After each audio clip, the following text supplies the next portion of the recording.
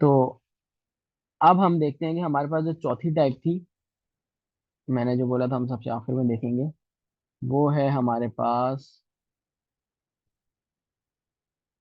नलिश policing operator. इसको हम double question mark से रिप्रेजेंट करते हैं। अच्छा, ये अभी हमारे जो जेएस है उसमें रिसेंट एडिशन है। तो पुराने ब्राउजर में ये ज़रा डिफरेंट तरीके से इम्प्लीमेंट होते हैं। वो बेसिकली पुराने ब्राउजर में हम इसको इम्प्लीमेंट करते हैं पॉलीफिल्स के थ्रू। पॉलीफिल्स क्या होते हैं ये आगे हम डिटेल में देखेंगे। पॉलीफिल्स एंड ट्रांसपाइल लैंग्वेजेस जो होती हैं उसको हम वहाँ कवर करेंगे। तो नलिश ऑपरेटर हमारे पास क्या होता है कि ये डबल क्वेश्चन मार्क से रिप्रेजेंट होता है। अच्छा, इसकी खास बात क्या है, ये नल एंड अनडिफाइंड को सिमिलरली ट्रीट करता है। इसका फायदा क्या है, हम इसको देखेंगे आगे। तो हम इस फिर अपनी क्लैरिटी के लिए फिलहाल इसको ये रखेंगे। अच्छा, इसको हम ये कहेंगे कि हमारे पास वैल्यू क्या कह सकते हैं, खैर अभी इसको छोड़ देते हैं। अच्छा, अब इसकी हम देख लेते हैं कि हमारे पास इसकी एक्सप्रेशन कैसे बनती है। इसकी एक्सप्रेशन हमारे पास बनती है ए डी। अच्छा, इसमें अब हमारे पास कंडीशन क्या होगी, इफ ए इज डिफाइंड, तो हमारे पास क्या आ जाएगा, ए आ जाएगा। अगर ए डिफाइंड नहीं है, if A is not defined, तो हमारे पास क्या आएगा, बी आ जाएगा। तो इन अदर वर्ड्स हमारे पास क्या होगा कि हमारा कोई भी फर्स्ट आर्गुमेंट नल या अनडिफाइंड नहीं है, तो हमारा क्या होगा, पहला आर्गुमेंट रिटर्न हो जाएगा। अगर नल या अनडिफाइंड है तो सेकंड आर्गुमेंट वो हो जाएगा। ठीक है। तो अच्छा, फिर हम इसको ये भी कर सकते हैं, मैं इसको यहाँ से क्लियर कर देता हूँ। मैं अपना पेन ले आता हूँ। फिर जैसे हम पहले करते आए, मैं किसी एक्स में इसको, इसका रिजल्ट स्टोर भी करवा सकता हूँ। ठीक हो गया। अच्छा, सबसे कॉमन हमारे पास क्या होता है कि हमने किसी यूजर से अगर इनपुट लिया, अभी बल्कि हम ये करके देख लेते हैं। हम चलते हैं यहाँ पे अपने कोड में, इसको करते हैं क्लियर।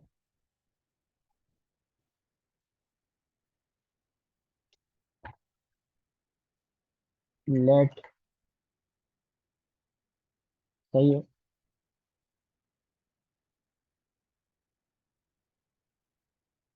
अब क्या करते हैं, हम यहाँ लिखते हैं user, user double question mark, और यहाँ पे लिख देते हैं न्यू यूजर। तो अब हम अपने ब्राउजर पे चलते हैं, तो ब्राउजर में क्या आया हमारे पास, ये ले। हम इसको करते हैं रिफ्रेश। ये देखिए मेरे पास आ गया न्यू यूजर। हालांकि हमारे पास अगर हम यूजर में देखें तो क्या होगा, अनडिफाइंड या नल होगा। तो इसने क्या किया, हमें एक उस तरह के चीज से बचा लिया कि आपको कोई अनडिफाइंड या कोई अलग सी चीज करने में वो हो, कि नहीं आपको प्रिंट ना करे। ठीक हो गया। कोई इसमें अभी तक, यूजर को आपने डिफाइन किया लेकिन वैल्यू नहीं दी, इस वजह से वो अनडिफाइंड है हाँ यहाँ पे, है ना? Exactly exactly exactly exactly. अभी हम देखेंगे इसका उसके अलावा भी ना अच्छा, बड़ा इस ये जो हाँ बोलिए। नलीफाई वाला ये है, इसको हम और एंड के साथ हो सकते हैं कंबाइन? मैं अभी वहीं पे आ रहा हूँ, वहीं पे आने लगा था। ये नलिश ऑपरेटर ना, ये टोटली न्यू नहीं है। अगर हम देखें तो हम पहले में हम देख लेते हैं कि हम क्या कर सकते हैं, इसका ऑल्टरनेटिव पहले देख लेते हैं कि हमारे पास क्या है। फिर हम देखेंगे कि हम इसको और या एंड के साथ कंबाइन कर सकते हैं या नहीं कर सकते। तो मैं अपना पेन ले आता हूँ। तो अगर अब बिलफाई मेरे पास ये है एंड बी, ठीक है, मैं इसको रीराइट कैसे कर सकता हूँ और एंड की फॉर्म में, कि A is not equal to null and A is not equal to undefined, सही हो गया। फिर मैं दूंगा कि अगर हो तो ए आ जाए, क्योंकि मैं यहाँ पे अपना सिंगल वाला काम यूज कर रहा हूँ, शॉर्ट हैंड यूज कर रहा हूँ। नहीं हो तो मेरे पास बी आ जाए। ठीक है, ये अगर मैं करूँ तो देखिए, शॉर्ट शॉर्ट से शॉर्ट भी लिखना चाहूँ, मैं एक मिनट इसको साफ करके तमीज से लिख देता हूँ। बी, इसको हम कैसे लिख सकते हैं? ए इज नॉट इक्वल टू, हमने डबल इक्वल टू देख लिया था, क्यों कर रहे हैं, हमें स्ट्रिक्ट चेकिंग करवानी है। एंड आ गया, A is not equal to undefined, मैं यहाँ पे लगाऊंगा एक क्वेश्चन मार्क। अगर ऐसा हो तो ए रिटर्न कर दें, और ऐसा ना हो तो बी रिटर्न कर दें। सही है, अभी ये मैंने शॉर्ट फॉर्म में लिखा है, अगर मैं इसको लॉन्ग फॉर्म में लिखता तो वो और ज्यादा होता। तो हमारे पास नलिश एक हमें ये भी देता है कि हमें एक बहुत ही शॉर्ट हैंड फॉर्म में हमें कोड लिखने की सहूलत दे देता है। तो अच्छा, अच्छा, ये जो अनडिफाइंड वाला केस है यहाँ पे इस डबल क्वेश्चन मार्क में, ये नल और अनडिफाइंड उन दोनों को ही करता है या उसको भी करता है? ये जो दूसरी थी ये ऑप्शन जो फॉल्सिफाई में आ रही थी। वो अभी आगे देखेंगे कि ये किस तरह से और से। अब अगर हम देखेंगे तो और वाला ही काम हो गया, अगर पहला आपके पास अवेलेबल है तो पहला रिटर्न हो रहा, नहीं है तो दूसरा हो रहा है, ऐसा ही लग रहा है ना अभी तक। और में हम ये देखेंगे कि आगे क्या काम होता है। तो अभी तक हमने देखेंगे किस तरह से ये काम कर रहा है। फिर कॉमन यूज केसेस क्या होते हैं कि आपको डिफाइंड वैल्यू करना होता है। फिर हमने क्या देखा, ये इस वैल्यू में, इस काम में यूज होता है कि ये नल और अनडिफाइंड को एक तरह से ट्रीट कर रहा होता है। अच्छा, नल और अनडिफाइंड को ट्रीट करने के बाद क्या है, हम इसको ना, इसको हम अगेन इसमें हम चेनिंग भी कर सकते हैं। कि अगर मैं, लेट से मैं वही काम करता हूँ जो हमने पहले और में एग्जांपल देखी थी। मैं अपना पेन ले आता हूँ, F N equal to null, L N equal to null, और nick name equal to John. ठीक है, तो मैं करूँ first double question mark L N double question mark N nick name double question mark, या न्यू यूजर। तो अब हमारे पास क्या होगा, क्योंकि हमारे पास इसको बीच में यहाँ पे जॉन मिल गया, तो ये हमें क्या रिटर्न करेगा, यहाँ से रिटर्न कर देगा। ठीक है, ये चेनिंग में भी ये वैसे ही काम करता है जैसे हमने और को देखा था। अब इसके डिफरेंसेस कहाँ आते हैं, और डिफरेंसेस थोड़ी देर में हम देखेंगे कि डिफरेंस भी हमें बेसिकली देता था। अच्छा, अब हम इसको प्रॉपरली कंपेयर करते हैं। मैं इसको अपने टास्क बार को थोड़ा सा ऊपर लेके चला जाऊं। तो अब हम इसको कंपेयर करते हैं अपने कहाँ चला गया मेरा पेन, और वर्सेस नलिश ऑपरेटर। तो क्योंकि अभी तक हमने देखा एक काम बिल्कुल सिमिलर करने, तो कोई ना कोई तो इनमें डिफरेंस होगा। तो वो डिफरेंस अब हम देखते हैं। अच्छा, हमने देखा, अगर हम देखेंगे या पिछली, हमने जो और के लॉजिकल ऑपरेटर में देखा था कि हमारे पास और भी इसी तरह काम कर रहा होता है बिलफर्ज। अगर मैं, जो भी हमने थोड़ी देर पहले केस देखा कि मैं एफ एन ये लास्ट नेम ऐसे, और एन एन ऐसे, और यहाँ पे कोई जॉन दे दूं, तो ये हमने पहले इसमें भी देखा था। अच्छा, इसमें हम, इसमें भी हमें सेम रिजल्ट मिलेगा। अगर मैं इसकी जगह नलिश ऑपरेटर लिखूं तो वो भी सेम देगा। अच्छा, हिस्टोरिकली अगर हम देखें, और ऑपरेटर इससे नलिश ऑपरेटर से पहले आया था, और ये जावास्क्रिप्ट के शुरू से इसके साथ चल रहा है। लेकिन ऑन द अदर हैंड अगर हम देखें, नलिश ऑपरेटर जो है वो जावास्क्रिप्ट में रिसेंटली ऐड हुआ है। उसके कुछ रीजन है जिस ये, अच्छा, ये क्यों ऐड हुआ है कि कुछ लोग ना और की कुछ चीज़ों से खुश नहीं थे। अगर हम और का, हमने पहले डिटेल्स देखी थी, उसकी मैं कुछ डिटेल्स वापस यहाँ लिख देता हूँ। कि हमारे पास और जो होता है वो क्या करता है, और जो होता है हमारे पास रिटर्न्स फर्स्ट ट्रूथ ही वैल्यू, ऐसे ही होता है। उसके बरक्स हमारे पास जो ये होता है, ये हमें करता है रिटर्न फर्स्ट डिफाइंड वैल्यू। अब वो डिफाइंड वैल्यू आपकी जीरो भी हो सकती है, वो आपकी एम्प्टी स्ट्रिंग भी हो सकती है, वो आपकी -0 भी हो सकती है, वो आपकी फॉल्स भी हो सकती है, वो हर इसका केस देखेंगे बाद में। फिलहाल अभी तक के लिए मैं इतना ही बता देता हूँ। तो ये और से इस केस में चेंज। अच्छा, हमारा जो और है वो आपका जीरो, जैसे मैंने अभी बताया, फॉल्स, जीरो, एम्प्टी स्ट्रिंग या नल अनडिफाइंड में फर्क नहीं करता। वो सबको एक ही खाते में डाल देता है कि ये आपकी फॉल्स ही वैल्यू है। या अगर जैसे हमारा फॉल्स, इसमें हमारे और के फर्स्ट आर्गुमेंट में या फर्स्ट ऑपरेंड अगर हमारा इनमें से कुछ भी आ गया, आपका फॉल्स हो गया, जीरो हो गया, एम्प्टी स्ट्रिंग हो गया या नल अनडिफाइंड हो गया, तो वो उसको उठा के डिस्कार्ड करके दूसरे आर्गुमेंट्स की तरफ चला जाएगा। इन प्रैक्टिस लाजमी नहीं है ऐसा हो सकता है बाज दफा कोई हमारे पास ऐसी एप्लीकेशन आए, लेट से मैं पेन ले आता हूँ अपना कलर चेंज करके। लेट से मेरे पास है हाइट की वैल्यू जीरो, सही है, हाइट और 100, हाइट नलिश 100। अब इस केस में क्या होगा, मेरे पास 100 आ जाएगा, इस केस में क्या होगा, मेरे पास जीरो आ जाएगा। ठीक है, ऐसे ही कोई अभी तक कोई इसमें मसले वाली बात तो नहीं। जो हमारी पहली एक्सप्रेशन है वो क्या चेक कर रही है कि हमारे पास हाइट की जो वैल्यू है फॉल्सी वैल्यू है या नहीं है। अब जीरो तो इंडीड फॉल्सी वैल्यू है, तो हमारे पास और ने क्या किया, हमारे सेकंड आर्गुमेंट को इवेलुएट किया और हमारे पास सेकंड वैल्यू रिटर्न कर दी। अब जब हम आए अपने नलिश ऑपरेटर, जो हमारा दूसरा केस है, मैं कलर चेंज करके ले आता हूँ, ये वाला। तो इसमें क्या हुआ, इसमें ये गया, इसने देखा क्या हाइट नल या अनडिफाइंड है या नहीं है। अच्छा, हमारे पास क्या है, इन अदर वर्ड्स हम ये देखेंगे अगर ये वैल्यूज नहीं है तो इसका क्या मतलब है, हमारे पास हाइट की वैल्यू डिफाइंड है।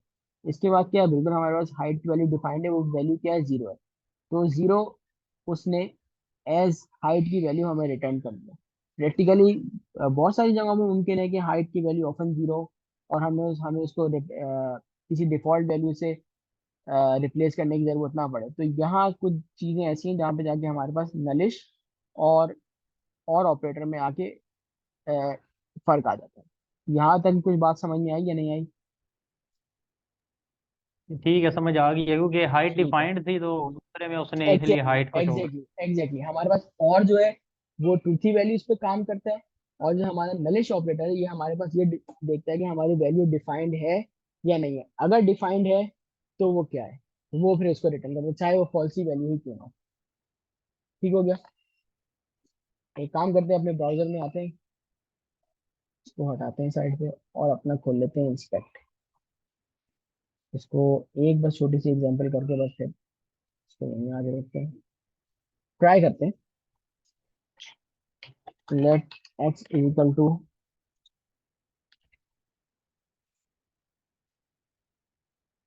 फॉल्स, ये आ गया। अब हम करते हैं एक्स इक्वल 100, ये देख क्या हुआ, उसने मुझे फॉल्स रिटर्न कर दिया कि मेरे पास वैल्यू डिफाइंड है। अब अगर मैं यही काम करूं, मैं एक सॉरी एक्स को कर दूं मैं नल, और यहाँ भी अब ये देख, अब फर्क पता चल गया। ये आपकी सिर्फ नल और अनडिफाइंड को देखने के लिए। अब बिल फर्ज अगर कहीं मेरे पास वेरिएबल है, मैंने वेरिएबल में वैल्यू स्टोर कराई है या नहीं कराई है, उसको खाली इनिशियलाइज कर दिया, तो वहां पे ये चीजें मुझे करने में काम आता है। अब क्या रहेगा, ये खाली डिफाइंड और नल को डिटेक्ट कर रहा है और किसी फॉल्सी वैल्यू से कोई मतलब ही नहीं। अब बिल फर्ज मैं जाऊँ, मैं एक्स को फिर चेंज कर देते हैं, X equal to empty string, empty string आ गई। ये ले क्या हुआ, उसने मुझे एम्प्टी स्ट्रिंग रिटर्न कर दी। तो हमें क्या पता चला, अगर हम इसकी जगह और यूज करें तो और तो, अब फिर मैं इसको यहाँ ले आता हूँ, ये रही, और ने मुझे 100 रिटर्न किया और ने काम ही उल्टा कर दिया। इसकी कुछ प्रैक्टिकल चीज समझ में आई कि ये किस तरह से उससे डिफर कर रहा है। दूसरे में उसने 100 क्यों किया है? ये देखिए एक्स मेरे पास नल है इसलिए। नहीं, एक्स एम्प्टी स्ट्रिंग है ना। ये देखिए मैंने एक्स को क्या एम्प्टी स्ट्रिंग बनाया, एम्प्टी स्ट्रिंग करने के नहीं बाद नहीं, मैंने इससे क्या ऊपर किया, वाला, इससे ऊपर वाला। ये वाला। हाँ। हाँ क्योंकि देखिए नल है ना, नल और अनडिफाइंड को ये डिटेक्ट करेगा, नल और अनडिफाइंड को ये एक तरह से ट्रीट करेगा, उसके अलावा बाकी सबको ये जाने देगा।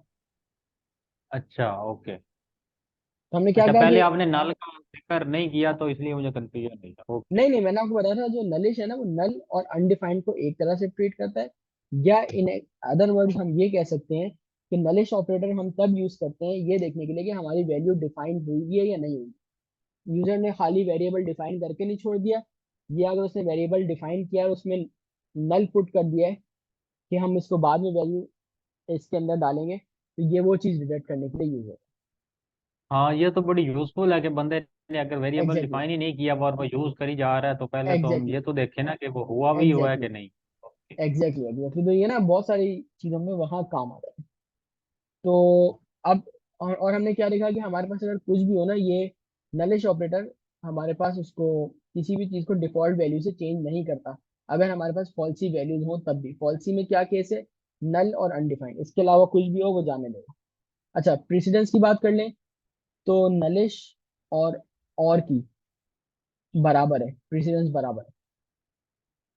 इसका क्या मतलब है कि नल जो भी है वो हमारे पास इक्वल टू और इससे जो हमारा कंडीशनल चेनिंग थी उससे पहले हो जाएगा। ठीक हो गया, ये हो ये गया रिपीट हमारा। करें। बस ये मैंने ये बताया, ये मैंने कहा रिपीट। जो हमारे पास नलिश हाँ। और जो और है ना इनकी प्रेसिडेंस सेम है। बस ये मैंने ये बताया कि दोनों की प्रेसिडेंस सेम है। अच्छा बस ये तो अगर दोनों इकट्ठे आ जाएं तो ये कैसे होगा? वो देखेंगे ना, अभी वो देखेंगे उसमें क्या मसले मसाइल आते हैं। इतना भी सीधा ओके। नहीं है कि प्रोग्रामिंग लैंग्वेज इतनी भी सीधी नहीं है कि वो अ, हमारे पास आ जाए। अच्छा अब आपका, आप चले आपका पसंदीदा सवाल का ही मैं जवाब दे देता हूँ।